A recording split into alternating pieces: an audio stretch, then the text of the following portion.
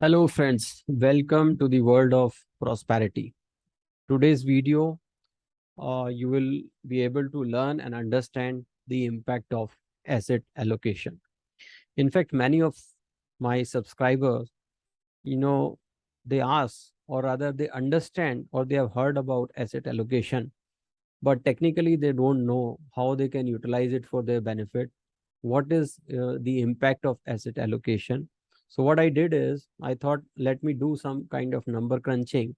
So today I'll prepare an Excel sheet with different permutation combination for the asset allocation.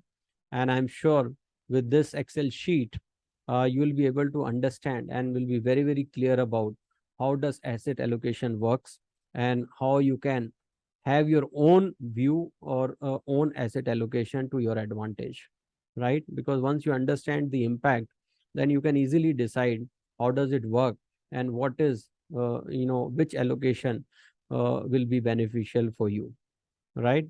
So let's see how it works. So let me share my Excel sheet and we'll start with the assumption. And how I have structured this Excel sheet is that we'll start with the basic assumptions, then we'll do some number crunching. And how I have organized the Excel sheet is that we have, broadly divided asset allocation between two major categories, which is debt and equity. So debt, assuming it's a fixed return investment, and equity, which is fluctuating, say, return investment, right?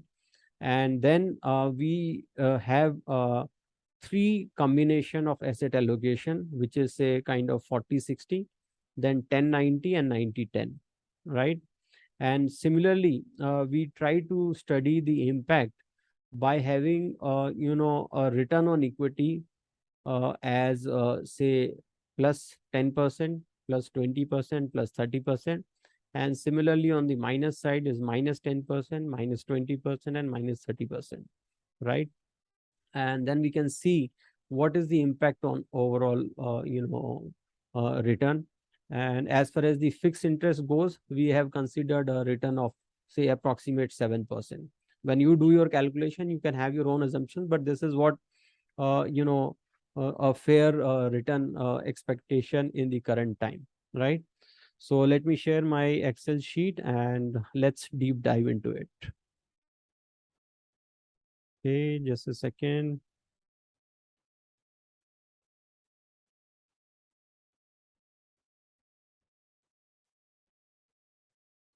Okay, is it visible?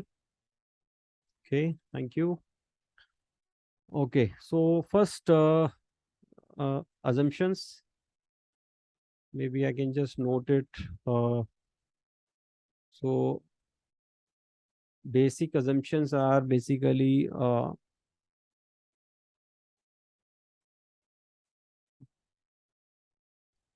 broadly two categories, which is debt and equity, right? Then we have, the allocation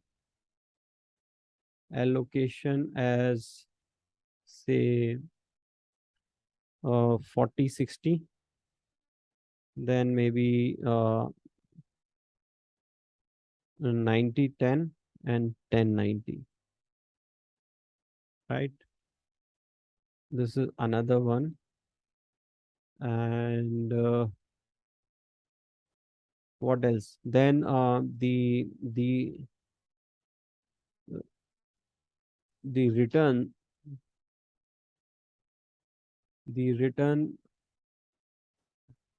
assumptions as 10, 20, 30, minus 10, minus 20, and minus 30. So the return is all in percentage per annum, right? So these are the broad three presumptions. Okay. If you really want to have any, other clarification or question, you can always write in the comment box. I'll be happy to answer at a later stage. So with these three assumptions, let's do some number crunching, right? I just prepared a small draft and maybe I'll update it in front of you. So what I'm doing is that, this Excel sheet basically shows the impact analysis for asset allocation, broadly two categories, which is debt and equity. I'm assuming also, so I can add the assumption that, number four as investable, investable surplus is say rupees 10 lakh, right? So I'm taking a capital of 10 lakh, right? So this is the presumptions. So if you can see the Excel sheet, the investable surplus is 10 lakh. To start with, I'm starting from this place. Is it visible or shall I just, I think it's okay. Maybe I'll slightly increase initially. So investable surplus is 10 lakh. So debt portion, case one, right? So this is case one, right? So debt portion is 40. So debt becomes 40, equity balance, which is 60. Amount got divided as 4 lakh and 6 lakh. Total again is 10 lakh. So the return, this is the normal case, right? Normal case. I'm assuming debt is, having say at 7% per annum. Equity is fetching say 12% per annum. So the return is 7%, like 4 lakh into 7% is 28,000. 6 lakh at the rate of 12% is 72,000. Total annual return is 10 lakh. So effective rate on your total corpus per annum is 10%, right? So this is the initial normal case, right? So let's come to the second case, which is equity return. Here I am assuming equity return is minus 10%, right? So what is happening is I just copied this portion, like this portion,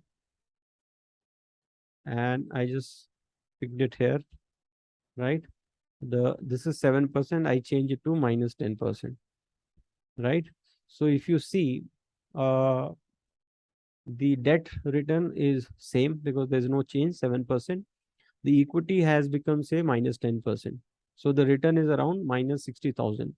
So the net return is minus 32,000, which is around 3.2% per annum, minus 3.2% per annum, right? So let's do another case is, if I consider, I'll just copy it again. So this time, let's reduce it to, suppose the return is minus 20%, right? So this will become minus 20. So now you can see the debt is 7%, which is 28,000. The equity is having a negative return of say 20%, right? So you can see the impact, like the actual return is on equity is 20%, but overall the net return is say 92,000, which is equivalent to around minus 9.2%. So you can see the impact, if you are on this, then it will be like 20%. Otherwise, in net to net basis, it is minus 9 point. Let's take another example with minus 30%, right? So again, I'll just copy because I already put in the formula. I only need to copy and just change the basics uh, variables, right? So suppose equity return is minus 30%. So let's first consider the negative return, then we'll move on to the positive return, right? So now this becomes minus 30%. So now you can see on equity it is minus 30%, but net on net basis it becomes minus 15.2% because partially it is supported by the stable return of debt equity, but the ratio is 40 and 60, right? Now what I'll do is same thing, I'll do it with the positive returns. Like same, I consider minus 10, minus 20, and minus 30. Now I will consider, let me slightly reduce this. So now this I will again copy, and maybe let me just do some kind of beautification in this, right? So that it is completely clearly visible, right? Okay. So now let me just copy this again. Control C. Let me reduce the column width.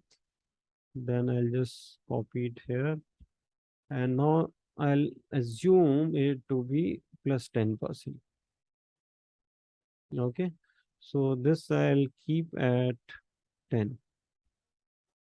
So can you see the debt return is 7% and equity return is 10%. On an overall net to net basis, it becomes 8.8%. Is it fine? I again copy it. Now we are on the positive side of return. Again, and when I write this, and suppose the equity return is say 20%, right? And I'll change it to 20%. So it becomes net return becomes 14.8%. So 7% is debt. And with the debt equity ratios 40/60, this is working like this, right? And I'll take one more case, which is Control C.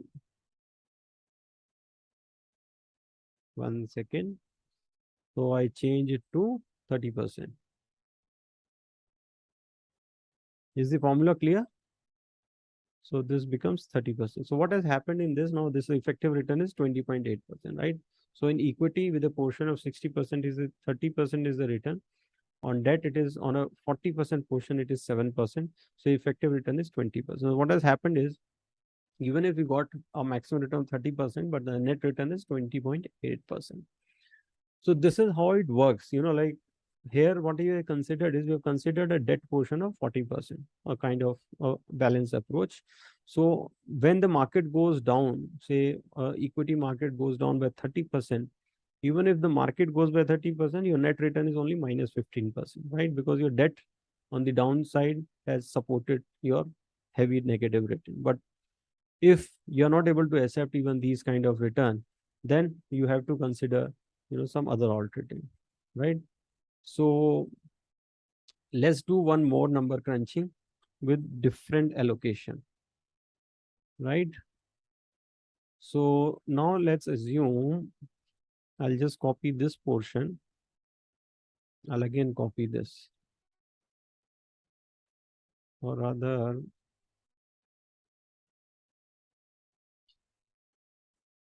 let me copy this entire thing, right? Control C, and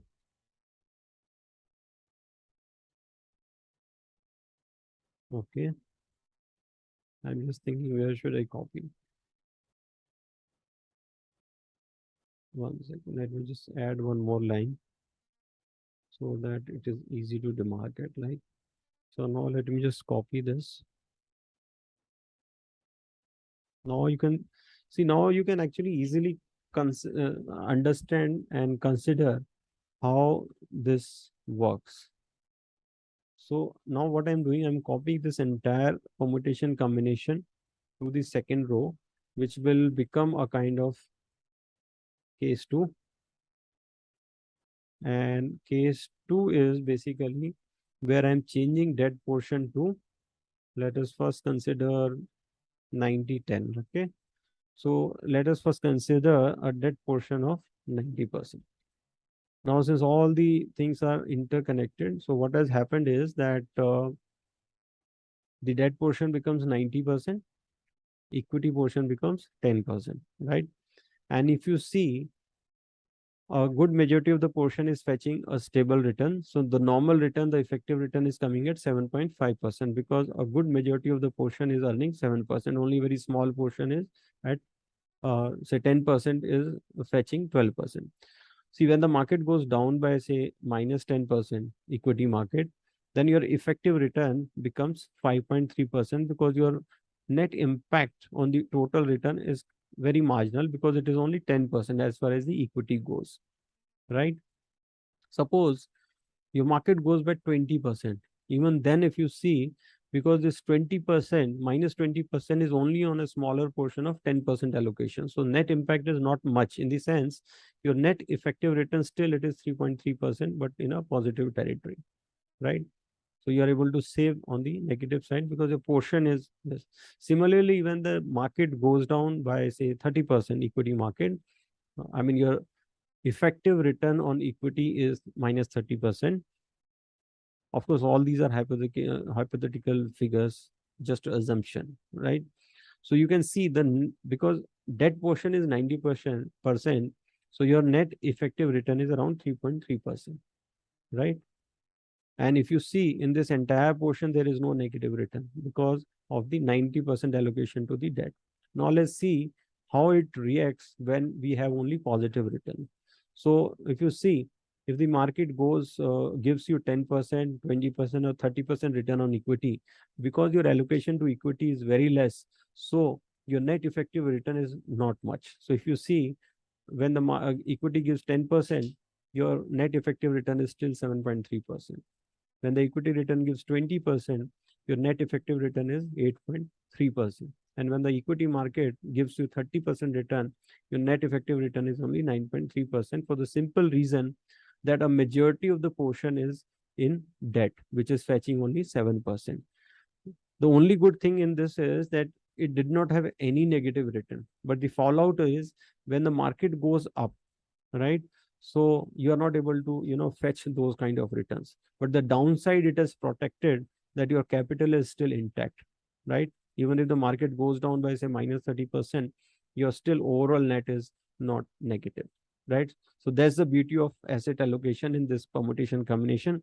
Now we'll take another case where we will flip this ratio. It means we will do 10% in debt and 90% in equity and then see what is the impact, right? So what I'll do, I'll copy again this entire portion and then you see the magic, and I am sure after that you will be very, very clear on this. I'll copy it to this place, right? I'm sure this is visible. Then this will become case 3, right? And now what I'll do is I'll make debt portion as only 10%. Now can you see the magic? If your equity portion is high, what is going to happen? When the market is going down, say when the market goes down by say 10%, it means the equity is fetching say 10%, your effective net return is minus 8.3% because on the downside, your debt portion is very less, right? So whatever return are reflecting in the equity investments, those will have major impact on your net return, right?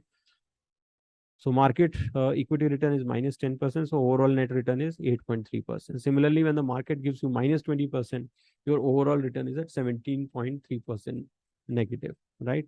When the market, the equity market gives you minus 30%, your overall effective return is minus 26.3%, right? It means when you have a larger portion on equity, it will actually reflect on your overall return also, right?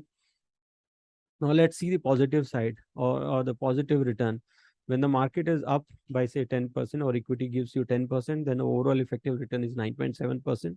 If the equity market gives you say 20%, your effective return is 18.7%. When the market gives you 30%, it becomes 27.7%. So if the market goes up and if your allocation to equity is high, in this case it is 90%, then it is reflecting on your the actual overall net return. So this is how the overall situation is of the asset allocation. So you may ask that, we already know this calculation and, this is how this works. Now the bigger question is how to decide which things will work fine for them. So here the question comes, what is your own comfort level? What is your own risk profile? Because as I mentioned, there are people which have fixed return mindset, right? So they may prefer 100% allocation to debt, right? So that is fine. They only need to consider that their return is at least higher than the going inflation rate, so that in real terms also their capital is not going negative because of the inflation. So as long as they can beat the inflation, it is fine, right? But people who want a higher return, they need to decide their asset allocation, right? Depending on their own risk profile, what kind of negative return they can absorb or they can actually live with, right? Because in the long run, people say that most of the investment, they may average up over the period, but in the short term, these are the kind of impacts you can see. Because if your equity portion is high, the negative return will reflect on your net return also. But if you keep a kind of, say, case one where the it is hovering around the kind of 40/60 or 60/40 kind of, then the impact reduces quite a lot, right? So if you see, even if the market return is a minus 30%, your overall net return is 15%. So it is your own comfort level. Depending on your own risk profile, you can choose a perfect combination which is suitable to you, which gives you peace of mind. Because it should not happen that you pick up a wrong asset allocation and later on you repent that why I have invested in that allocation, right? So the idea of this video and this Excel workout is so that you can be very clear how this asset allocation works, what is the impact in different combination or different permutation combination or different market scenario. So I'm sure this is valuable and it is useful to you. If you resonate with this, please like the video, share it with your near and dear so that the concept becomes very clear. And if you have not just subscribed to my channel, please do subscribe and press the bell icon so that you don't miss out any future video.